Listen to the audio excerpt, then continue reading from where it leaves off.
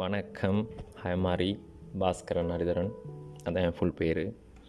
இன்றைக்கி இந்த ரெக்கார்டிங் கண்டிப்பாக நான் பண்ணி ஆகணும் அப்படின்ற ஒரு முடிவில் இருக்கேன். அதனால் இது என்ன தடங்கல்கள் இந்த ரெக்கார்டிங்க்கு வந்தாலும் நான் இதை கண்டிப்பாக அப்லோட் பண்ணி ஆகணும் அப்படின்னு இருக்கேன். ஏன்னா நான் வீக் டேஸில் ஒரு நாள் நான் நினச்சிக்கிருந்தேன் 7:30 தான் லைப்ரரிலாம் போட்டுவாங்க போல் அப்படின்னு சொல்லிட்டு. பாருங்கள், நான் இப்போ யூனிவர்சிட்டி முடித்து இப்போ 4th இயர் முடித்து நாங்கள் இப்போ அவுட் ஆகிட்டோம்.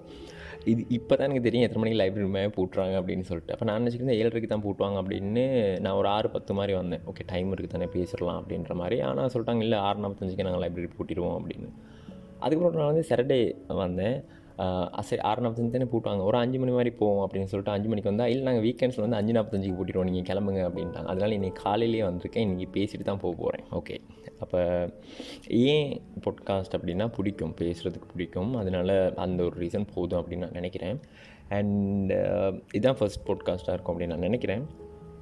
அண்ட் இதில் எந்த விதமான ஒரு ஸ்கிரிப்டோ இல்லைனா ஒரு டியூரேஷன் அந்த மாதிரிலாம் நான் ஃபிக்ஸ் பண்ணிலாம் பேசல. ஓவரால் ஒரு ஐடியா ஒன்று இருக்குது, இதை பற்றி தான் பேச போகிறோம் அப்படின்றது.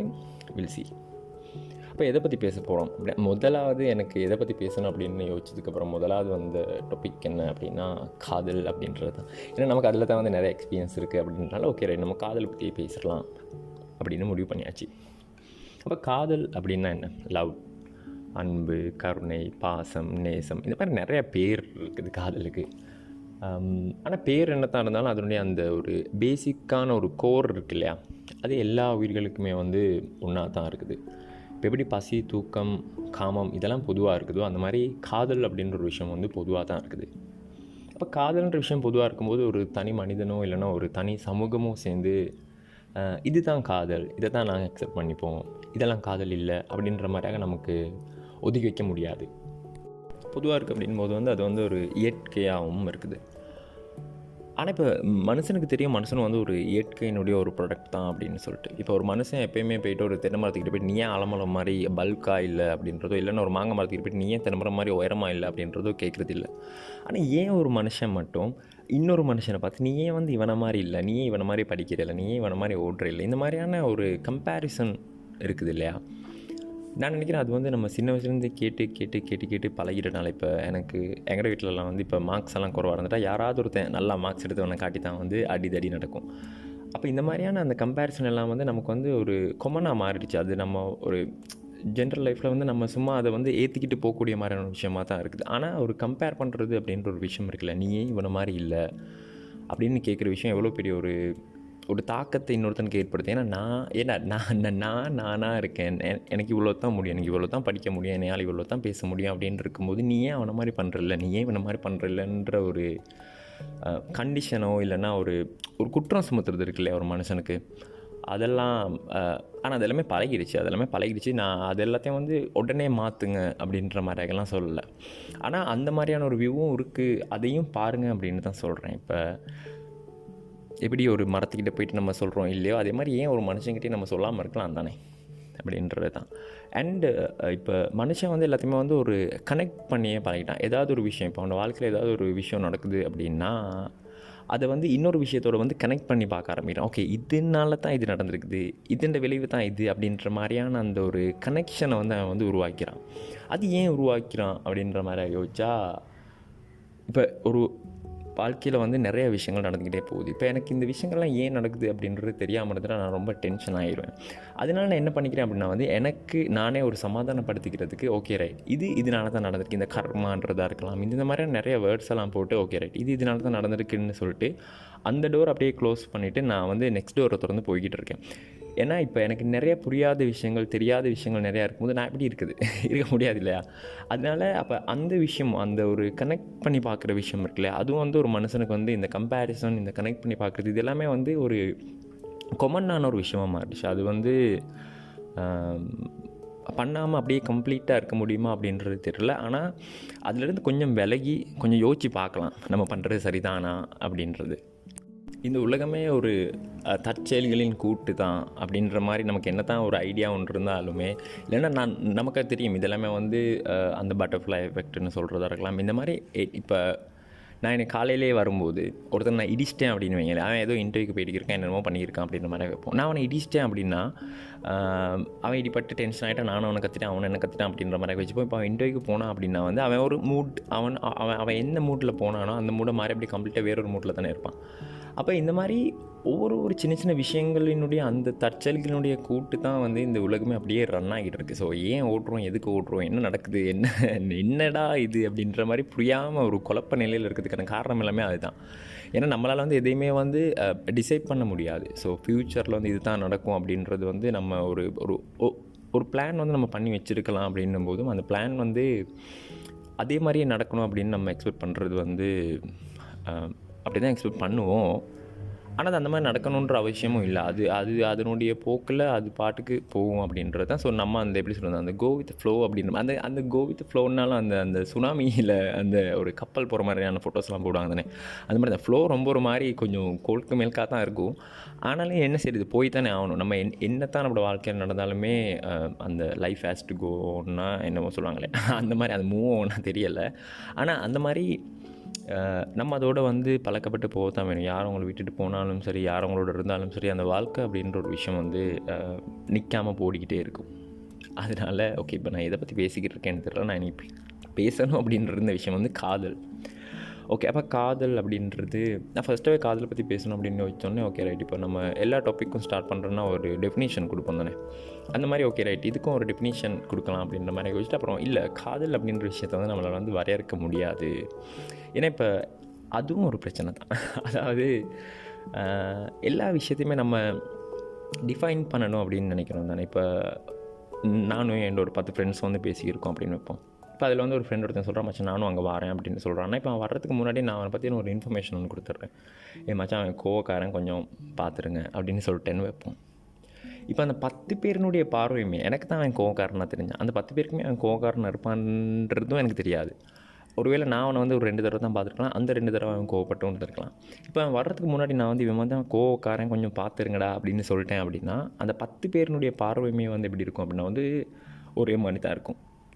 அப்படின்னா இவன் கோவக்காரன், நம்ம கொஞ்சம் ஜாக்கிரதையாக இருக்கணும் இவன்கிட்ட, அந்த மாதிரியோ இல்லைன்னா இவனை எதுவுமே வந்து நம்ம டிஸ்டர்ப் பண்ணிடக்கூடாது அப்படின்ற ஒரு பார்வையில் தான் இருக்கும்.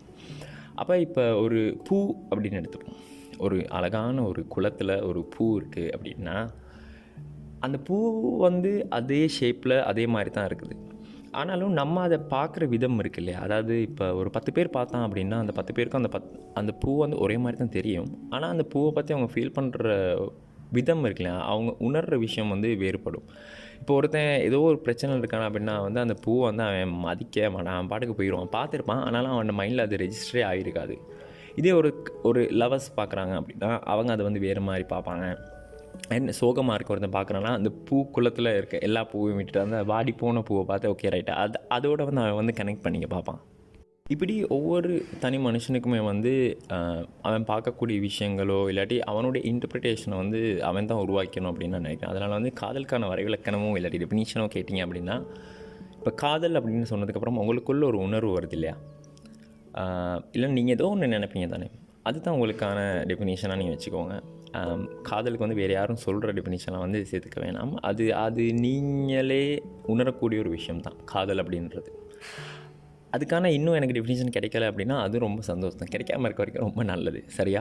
ஓகே. ஸோ அப்போ லவ்வுக்கான டெஃபினிஷன் வந்து இல்லை அப்படின்ற மாதிரி முடிவு பண்ண அது ஒரு பெரிய ஒரு வனாந்திரம். அதனால் அதை நம்ம வந்து டிஃபைன் பண்ணிட முடியாது. ஓகே.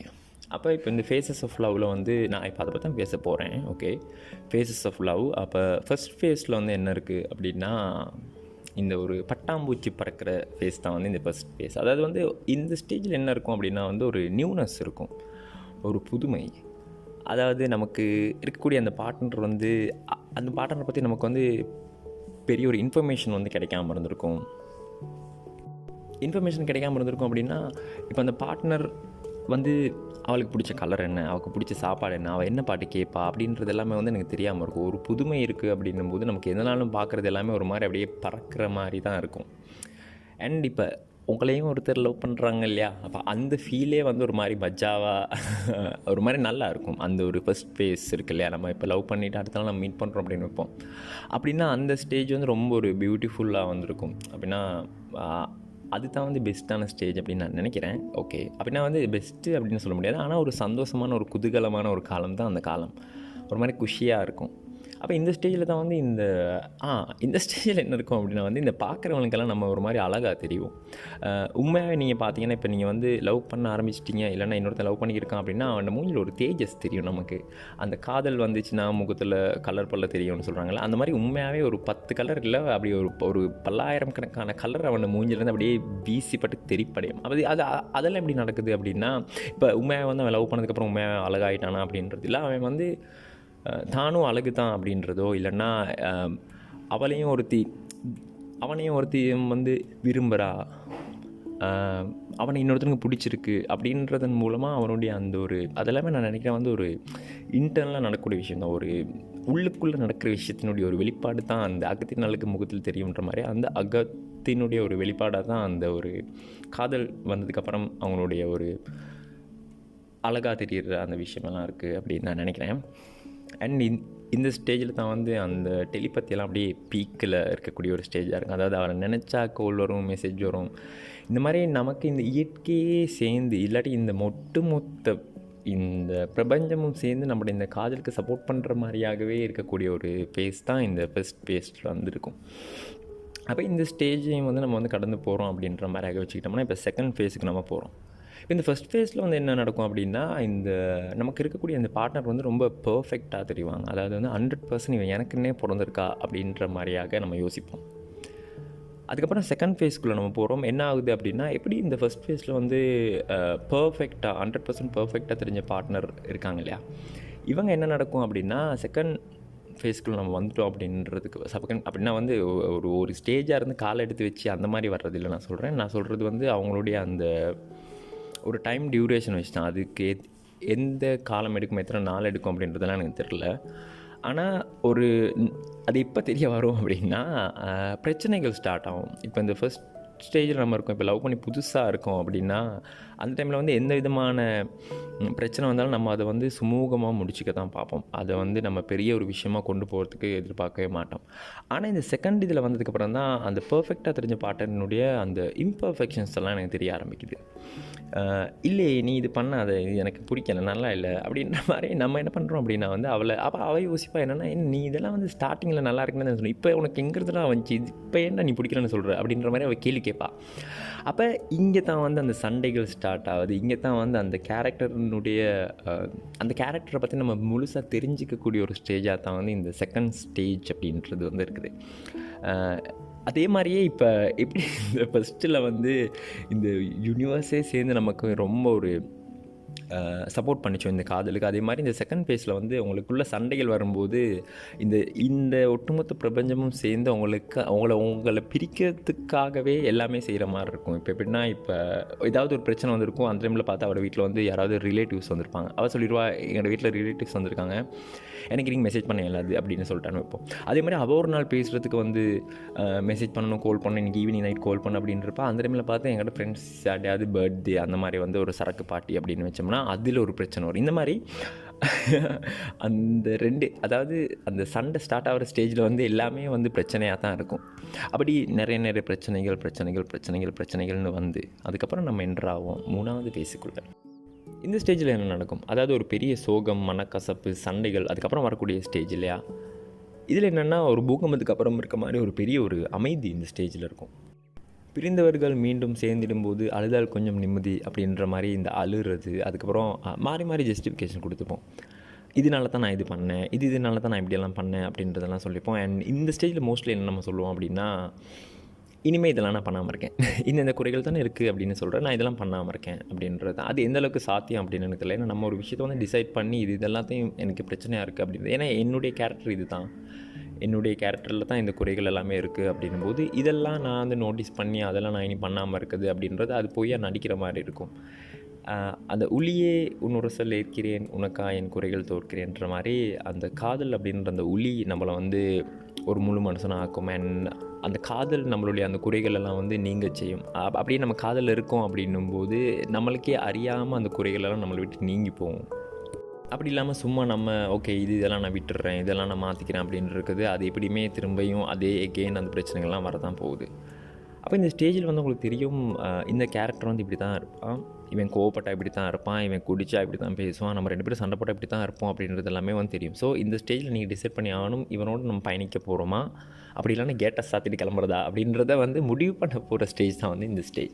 அப்போ இந்த ஸ்டேஜில் நம்ம இருக்கோம் அப்படின்னும் போது அதுக்கு முன்னாடியெல்லாம் நம்ம ஒரு விஷயத்தை வந்து ரியலைஸ் பண்ணணும். அந்த கேட்டை சாத்துறதுக்கு முன்னாடி எதுவுமே இங்கே பர்ஃபெக்ட் இல்லை, யாருமே இங்கே பர்ஃபெக்ட் இல்லை. ஸோ இந்த பிறை மீதும் கரைகள் உண்டு அப்படின்ற மாதிரி எல்லாருமே ஒவ்வொரு பிரச்சனைகளோடு தான் இருப்பாங்க, ஒவ்வொரு குறைகளோடு தான் இருப்பாங்க. ஆனால் அதை பற்றி பேசுகிறது ரொம்ப நல்லது. பேசினாலே பாதி பிரச்சனைகள் வந்து குறைஞ்சிரும். அந்த சின்ன சின்ன பிரச்சனைகள் நம்ம பேசாமல் இருந்து அதெல்லாம் ஒரு மூட்டை கட்டி ஒரு நாள் சண்டையில் இருக்கும்போது அப்படியே அந்த மூட்டை அப்படியே கொட்டி எல்லாத்தையும் ஒன்றா போட்டு பற்ற வச்சு விட்றதுனால தான் வந்து பெரிய பூகம்பமே வருது. அதனால் சின்ன சின்ன பிரச்சனைகள்லாம் வரும்போது அதெல்லாம் அப்பப்போ பேசி அதுக்கான சொல்யூஷனை வந்து நம்ம 2 பேருமே பேசி கண்டுபிடிக்கிறது ரொம்ப நல்லது அப்படின்னு நான் நினைக்கிறேன். ஏன்னா வந்து 2 பேருமே இந்த ஸ்டேஜில் வந்து எப்படியாவது இதை சரி செய்யணும் அப்படின்னு தானே ஒன்று கூடி இருக்கும். அப்போ அதனால் அப்படி பேசுங்க, அதுதான் எனக்கு தெரிஞ்ச ஒரே ஒரு சொல்யூஷனாக இருக்கும் அப்படின்னு நான் நினைக்கிறேன். அதையும் தாண்டி இப்போ இல்லை இது வந்து சரி வராது அப்படின்னு நீங்கள் முடிவு பண்ணிட்டீங்க அப்படின்னா, இன்னொன்று வந்து இந்த காதல் வந்து ஒன்றா இருக்கிறதுக்கு வந்து காதல் அப்படின்ற ஒரு விஷயம் மட்டும் தான் வந்து ரீசனாக இருக்க முடியும். அதை தாண்டி நம்ம இத்தனை வருஷம் லவ் பண்ணிட்டோம், இல்லைன்னா நம்ம ஃப்ரெண்ட்ஸுக்கெல்லாம் தெரியும், இந்த சொசைட்டியை காரணம் காட்டி இல்லை வேறு எதை காரணம் காட்டியும் வந்து ஒரு காதல் வந்து ஒன்றா இருக்கவே முடியாது. காதல் ஒன்றா இருக்கிறதுக்கு காதல் தான் காரணமாக இருக்கணும். அந்த மாதிரி ஒன்றா இருக்க முடியும்னா ஒன்றா இருங்க, அப்படி இல்லைன்னா வந்து நம்ம பிரிகிறது ரொம்ப நல்லது. அப்படி பிரியிறோம் அப்படின்னும்போது அதை திடீர்னு வந்து நம்பரை ப்ளாக் பண்ணி இல்லைன்னா கோல் ஆன்சர் பண்ணாமல் இருந்து திடீர்னு அப்படி அந்த மாதிரி பிரியாமல் ஒரு ரிலேஷன்ஷிப்பில் வந்து லவ்னு இல்லை, எல்லா ரிலேஷன்ஷிப்லேயும் வந்து ஒரு க்ளோஸர் ஒன்று இருக்குது ரொம்ப நல்லது. பேசி கதைச்சி இது தான் பிரச்சனை அப்படின்றது எல்லாத்தையும் தாண்டி நம்ம கதைச்சி பேசி பிரிகிறது இருக்கு இல்லையா. ஏன்னா இப்போ இந்த ஒரு க்ளோஸர் இல்லாதனால தான் இந்த ப்ரைவேட் ஃபோட்டோஸ் எல்லாம் வந்து அப்லோட் பண்ணுறதா இருக்கலாம், இந்த மாதிரியான விஷயங்கள்லாம் நடக்கிறதெல்லாம் வந்து இந்த ஒரு க்ளோஸர் இல்லாதனால தான். ஏன்னா ஒரு வெஞ்சன்ஸோடைய ஒரு வன்ம கதியாகவே சுற்றி இருக்குது இல்லையா. அதெல்லாம் வந்து இந்த ஒரு க்ளோஸர் ஒன்று இருந்துட்டா இருக்காது அப்படின்னு நான் நினைக்கிறேன். அண்ட் யாரையும் ஃபோர்ஸ் பண்ணி நம்மளோட இருக்க வைக்கணும் அப்படின்ற விஷயம். இன்னொன்று வந்து நம்ம இப்போ ஃபோர்ஸ் பண்ணி இருக்க வச்சு அவள் எத்தனை நாள் தான் போய் நடிச்சிக்கிட்டே இருப்பேன். இப்போ இல்லை நான் வந்து கட்டாயப்படுத்தி இல்லைன்னா ஏதோ ஒரு காரணத்தை காட்டி நான் அதில் பிளாக்மெயில் பண்ணி ஏதோ ஒரு விஷயத்தை காட்டி நான் வச்சுருக்கேன் அப்படின்னா அவள் என்னோட பயத்தினால தான் என்னோட இருக்கா அப்படின்றது தான் அர்த்தமே தவிர அவள் என்னோட காதல்னால இல்லை. அப்போ அப்படி ஒரு ஆளை வந்து பயங்காட்டி வச்சுருந்து நீ என்னடா பண்ண போகிறேன், அதனால அப்படி ஃபோர்ஸ் பண்ணி வச்சுருக்கணும் அப்படின்ற அவசியம் இல்லை. அண்ட் அன்பு அப்படின்ற விஷயத்தை வந்து நம்ம கேட்டு வாங்கக்கூடாது.